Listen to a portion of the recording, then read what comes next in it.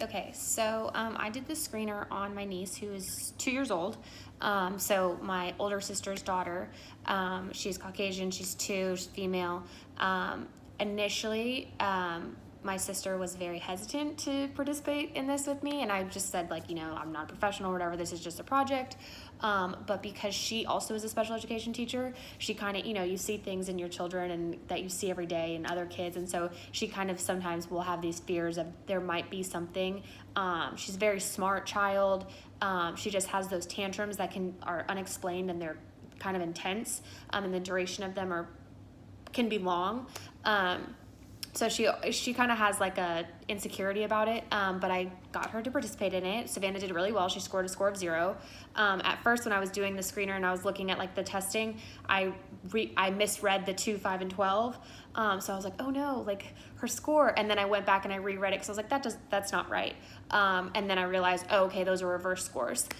So she had an overall score of 0. What I did learn was that this is a screener to predict students or children who are at risk in this window of age.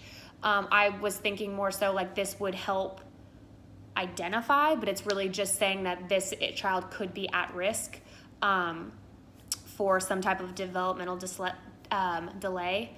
I thought kind of question 1, which was if you point at something across the room, does your child look at it? I thought that was kind of an interesting question. Not that it was irrelevant, but that it was interesting in that toddlers' attention span is so small that a lot of times Savannah is not paying attention to anything that we're doing. So even if we say, hey, Savannah, and we point or look over here, sometimes she's not going to do it because she's in her own world of whatever she's doing.